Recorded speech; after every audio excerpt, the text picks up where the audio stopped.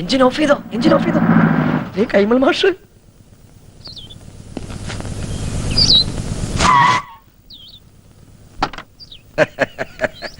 നമസ്കാരം. കൈമൾ മാഷല്ലേ? മാഷെ ഞാൻ അറിയും. കൈമൾ മാഷ് തന്നെ. പക്ഷെ മാഷ ഞാൻ അറിയില്ലോ. അറിയാൻ വഴിയില്ല, അത്രക്ക് അറിയപ്പെടുന്ന ആളൊന്നുമല്ല ഞാൻ. പക്ഷെ ഇനി അറിയും. അറിഞ്ഞാ പിന്നെ മറക്കേയില്ല. ഈ ചുറ്റുവട്ടത്ത് ഇങ്ങനൊരു കല്യാണം നടന്ന അറിവില്ല. വഴിതെറ്റി വന്നാ? വഴിയൊന്നും തെറ്റിയിട്ടില്ല, നേർവഴിക്ക് തന്നെയാ വന്നത്. പുളിക്കത്തലവാട്ടിലാ കല്യാണം നടന്നത്. ആഹാ, എത്തിയോ വാനരന്മാര്?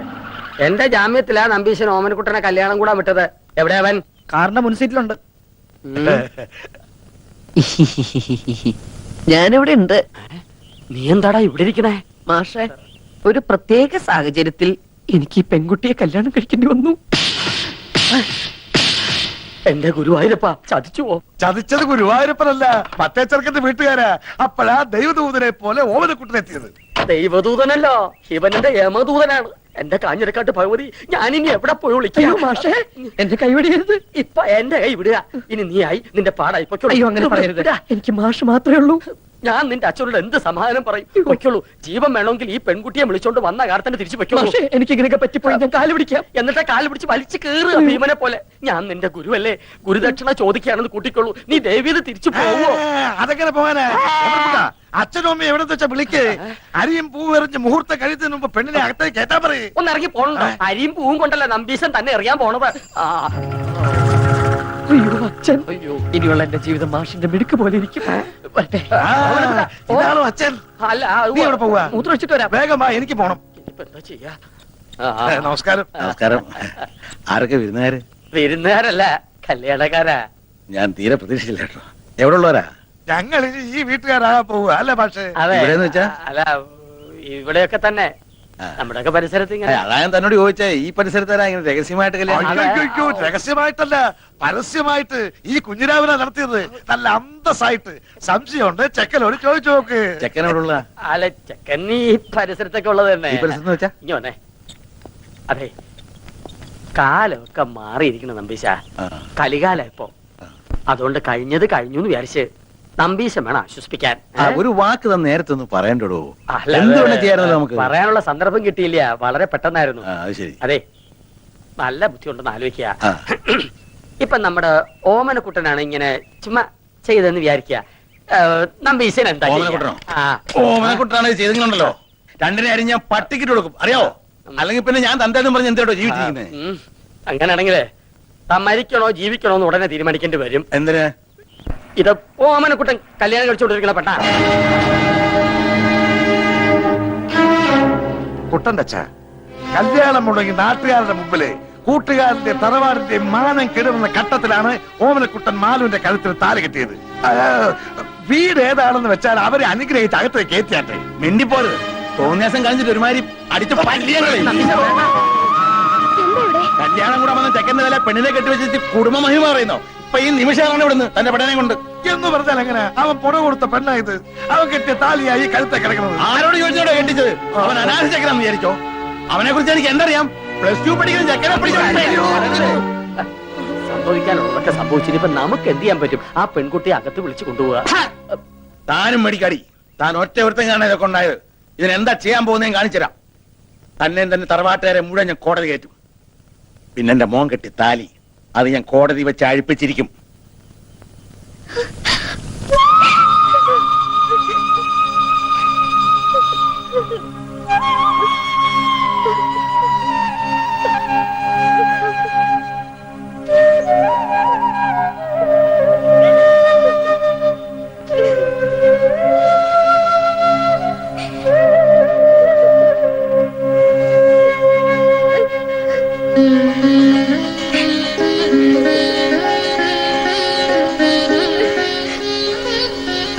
ശരിയോ തെറ്റോ എന്നൊന്നും എനിക്കറിയില്ല.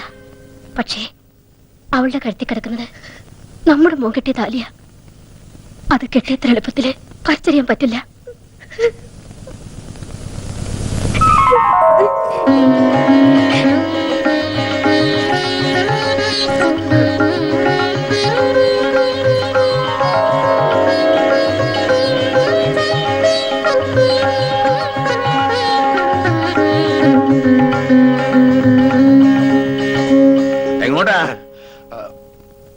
അകത്തേക്ക് താൻ പോണ്ട. ഇനി ഈ ബന്ധത്തിന്റെ പേരും പറഞ്ഞ് താനോ തന്റെ തറവാട്ടിൽ ആരെങ്കിലും ഈ പടി ചവിട്ടി അരിഞ്ഞു കളഞ്ഞൻ.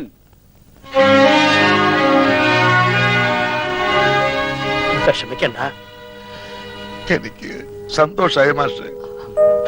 കുറച്ച് മനപ്രയാസം ഉണ്ടായെങ്കിലും അവക്ക് ഈ ഭാഗ്യം ഉണ്ടായല്ലോ. മതി. വാ.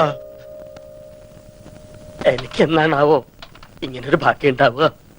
ശാംബരധരം വിഷ്ണും ശശിവർണം ചതുർഭുജം. അനന്തശയനം മതിയാക്കുക. നല്ല ഉറക്കം കിട്ടിയോ? ആ ഉറങ്ങിപ്പോവും. സ്വയംവരം കഴിഞ്ഞതിന്റെ ക്ഷീണം കാണും. ഇന്നലെ ഞങ്ങൾ നിന്നെ എവിടൊക്കെ അന്വേഷിച്ചെന്നറിയോ? നീ വല്ല കടുകയും ചെയ്യുമോന്നായിരുന്നു അമ്മയുടെ പേടി. നീ അത്ര ശുദ്ധനല്ലാത്തോണ്ട് എനിക്കാ പേടിയില്ലായിരുന്നു. ശവത്തെ കുത്തരുത്. അപ്പൊ താൻ ആരാണെന്ന് സ്വയം ഒരു ബോധം ഉണ്ടല്ലോ. നന്നായി. നീ കല്യാണത്തിന് പോണോന്ന് പറഞ്ഞപ്പോ അത് നിന്റെ കല്യാണത്തിനാണെന്ന് ഞാൻ സ്വപ്നത്തിൽ കരുതില്ല. ഞാൻ പറഞ്ഞല്ലോ ഒരു അബദ്ധം. അബദ്ധങ്ങളുടെ ഒരു ഘോഷയാത്ര തന്നെയാണല്ലോ നിന്റെ ജീവിതം. പക്ഷെ ആ ഘോഷയാത്രയുടെ മുന്നിൽ കൊടിയും പിടിച്ച് നടക്കാൻ നീ എന്നെയാണല്ലോ തെരഞ്ഞെടുത്തതെന്ന് ഓർക്കുമ്പോഴാണ് ഒരു വിഷമം. അച്ഛൻ അയ്യോ, എന്താ മാഷേ? ഹേയ് ഒന്നുമില്ല. വെട്ടുപോത്ത് വെട്ടാൻ മരണു എന്ന് പറയുമ്പോ ആരാടോ ഞെട്ടാത്തത്? അച്ഛൻ എന്ത് പറഞ്ഞു? എടാ ശിവശിവാ, അദ്ദേഹം ഉപയോഗിച്ച വാക്കുകളൊന്നും നിന്റെ മുഖത്ത് നോക്കി പറയാൻ ഒരു ഗുരുനാഥൻ എന്ന നിലയ്ക്ക് എനിക്ക് വിഷമമുണ്ട്. അത്രയ്ക്ക് മിളേച്ച. അവളെ കുട്ടി. അവൾക്ക് കുട്ടിയുണ്ടോ? അതല്ല, അവള് നിന്റെ ഭാര്യയല്ലേ? അവിടെ തന്നെ ഉണ്ട്. അവളെ വീട്ടിൽ കയറ്റിയോ? ആ, തന്റെ അമ്മയും പെങ്ങളും നിലവിളക്കും ആരതിയും ഒക്കെ ആയിട്ട് അകത്തേക്ക് കയറ്റി. പെൺകുട്ടി വലത് കാലെടുത്ത് വെച്ച് അകത്തേക്ക് കയറുകയും ചെയ്തു.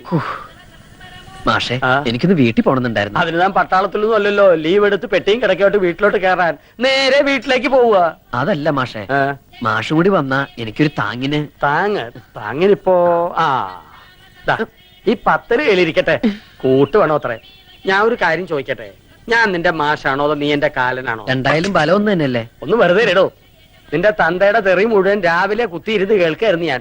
അതിന്റെ നാറ്റം ഒന്ന് മാറിക്കിട്ടാൻ വേണ്ടിയിട്ടാണ് കുളിച്ച് ശുദ്ധമായിട്ട് അമ്പലത്തിലേക്ക് പറഞ്ഞത്. ആ ശിവ ശിവ. ആ, ഇവിടെ എങ്ങും കണ്ടിട്ടില്ലല്ലോ. എന്താ പേര്? മിസ്സിസ് പരമേശ്വരൻ. മിസ്സസ് ആണോ? മിസ് ആരും ഇല്ലേ?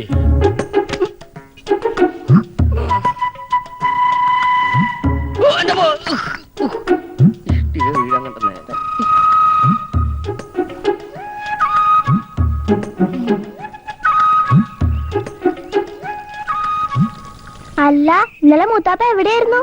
മൂത്തപ്പത്തിന്റെ അച്ഛൻ. അച്ഛനോടെ. അച്ഛാ, ദേ ഈ ചേട്ടൻ വിളിക്കണു. അയ്യോ,